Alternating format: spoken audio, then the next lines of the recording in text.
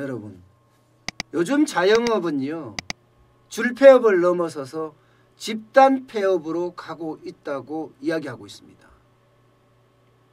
그만큼 상황이 안 좋은 거예요. 여러분 기억나시는지 모르겠습니다. IMF 때 제1은행에서 만들었던 눈물의 비디오 말입니다.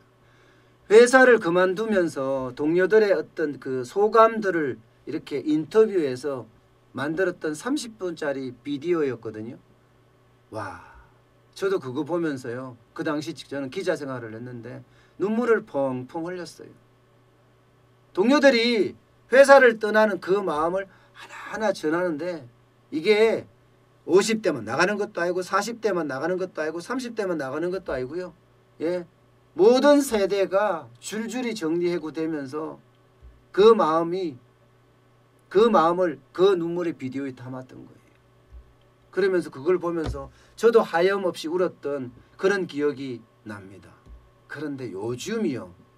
요즘 유튜브에 보시면 여러분들도 아시겠지만 저도 작년 12월 13일 날 가게를 접었잖아요. 오밀의 소고기국밥. 저는 3년 동안 한다고 했으니까 계획대로 접은 거지만 요즘 유튜브에 보면요. 이 눈물의 비디오에 버금가는 비디오들이 엄청나게 지금 쏟아지고 있습니다. 예. IMF 때 그때하고는 비교가 안 될 만큼 쏟아지고 있는 거예요. 경북 예천에 있는 한 부동산 중개업소가 그 자기가 가게를 정리하면서 찍은 동영상이 올라와 있습니다. 아마 여러분들도 찾아보면 나오실 거예요. 그 동영상을 보면 야 진짜 눈물이 납니다. 그런데 그 눈물만 있는 게 아니에요. 김포 민물장어 사장님의 눈물, 예, 또 돈가스 사장님의 눈물, 뭐 투잡 뛰는 사장님들, 게다가 일산 중심상가도 줄폐업, 이런 그야말로 자영업의 집단 폐업 내지는 그 패닉 상태를 그대로 전하는 눈물의 비디오들이 만연하고 있어요.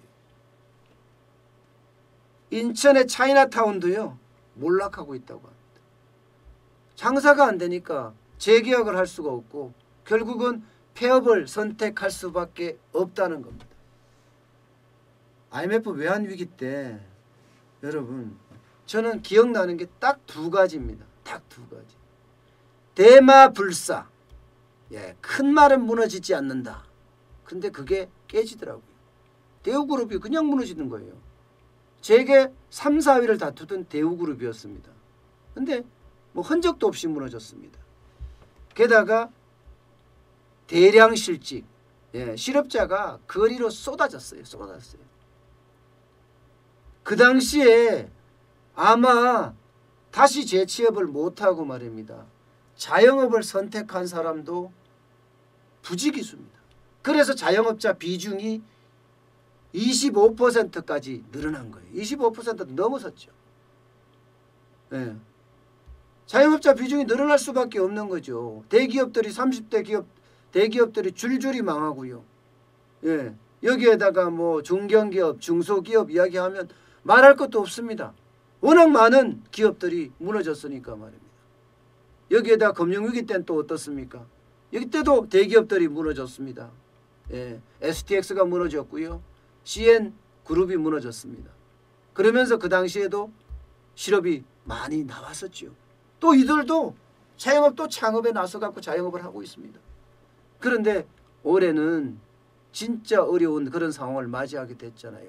문재인 정부 들어서 최저임금 올리면서 자영업자가 이미 망하고 있는 상태에다가 여기에 코로나19까지 덮치니까 줄폐업을 넘어서 집단 폐업이 된다고 이야기할 정도로 그야말로 난리도 아니었죠. 지금요 1998년의 상황 그대로 지금 재현하고 있는 느낌이에요. IMF 외환위기가 내 곁에 와 있다 이런 느낌이란 말입니다. 예. 그만큼 이제 시작이에요. 시작. 당장 말입니다. 자영업자만 하더라도 얼마나 많은 폐업을 하고 있느냐는 노란우산 공제 그 상황을 보면 정확하게 알 수 있습니다. 노란 우산 공제라는 게요. 자영업자들이 10,000원부터 1,000,000원까지 이렇게 공제를 부으면요. 나중에 자영업자 은퇴하고 나서 그 공제금을 받는 거예요. 그런데 이거 중도 해지하면 어떻게 됩니까? 중도 해지하면 손해보거든요. 이게 중도 해지 건수도 엄청납니다. 일단 3월 올 1월부터 3월까지 노란 우산 공제 해지 건수는 31,893건이었습니다. 전년 동기 대비하면 21%가량 늘었습니다. 21%. 작년에도 자영업자 상황은 굉장히 안 좋았거든요. 근데 작년보다가도 21%가 늘었다고 하면 이거 말도 안 했죠. 이 중에 말입니다. 26%는요. 중도 해지예요. 중도 해지. 지금 버티지 못한다는 상황이에요.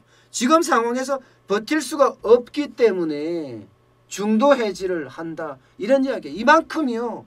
자영업은요. 집단 폐업을 하고 있다는 이야기입니다.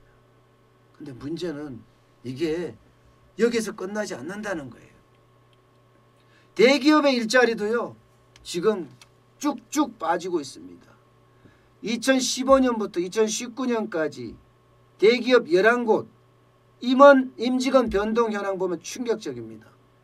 11곳 중에 늘어난 곳 있잖아요. 2015년부터예요. 늘어난 곳. 삼성전자 늘었습니다. 6.3%. 현대차 늘었습니다. 12.4%. SK하이닉스 늘었습니다. 27.6%. 야, 일자리 많이 증가했죠. 그런데요. 나머지 기업, 세계사 외의 나머지 기업을 보면 이게 심각하다는 거 느낍니다. 당장 삼성중공업 26.2% 감소했습니다. LG디스플레이 17.6% 감소했고요. 일자리의 어떤 화수분, 보고라고 이야기할 수 있는 이마트 11.7% 줄어들었습니다. 11.7%. 이 말은요. 예, 대기업도 만만치 않다. 그러면 대기업에서 쏟아져 나오는 사람들은요. 또 실업자가 되고 이게 결국은 소비를 진작시키지 못하는 경제 어떤 뇌관으로 발전할 수 있다. 이렇게 이야기할 수 있을 정도예요. 자, 그래서 이제 실업급여 늘려라. 뭐 어떻게 하든 살아남아야 되지 않겠느냐. 이렇게 이야기해서 실업급여 신청 건수도 지금 역대급이잖아요. 역대급. 그죠? 8,982억인가요? 예, 엄청나게 지금 실업급여도 늘어납니다. 근데 이 실업급여에도 또 허점이 있습니다. 실업급여 받으려고 그러면 뭐 자영업 하다 그만두고 실업급여 받는다. 이러면 많이 받으면 한 160만 원에서 180만 원, 200만 원 넘어서지 않거든요. 그런데 내가 만약에 180만 원, 160만 원 가지고 못 살잖아요. 가족을 건사하려고 그러면 적어도 4인 가족 기준으로 봐서도 400~500은 있어야 되거든요. 그래야지 생활도 하고 아이들 학비, 생활비도 대주고 이럴 수 있습니다. 그나마 최소한으로 말입니다. 그런데 160만 원 가지고 180만 원 가지고 살 수가 없으니까 어떻게 해요? 알바를 하는 거예요. 그럼 알바하면 알바한 만큼 또 차감되는 거예요. 알바한 만큼. 예, 실업급여가. 그것도 또 하나의 아픔이라고 이야기할 정도예요. 어쨌든 지금 실물 경기 현장, 특히 자영업은 경기의 끝단에 있잖아요. 이 경기의 끝단에 있는 그 현장에서는요. IMF 외환위기 망령이 스물스물 기어나오고 있으면서요. 예, 자영업자의 어떤 줄폐업에서 이제는 집단 폐업으로 가는 그런 현상으로 점점 내몰리고 있습니다. 그만큼 상황이 좋지 않다는 반증이라고도 할 수가 있습니다.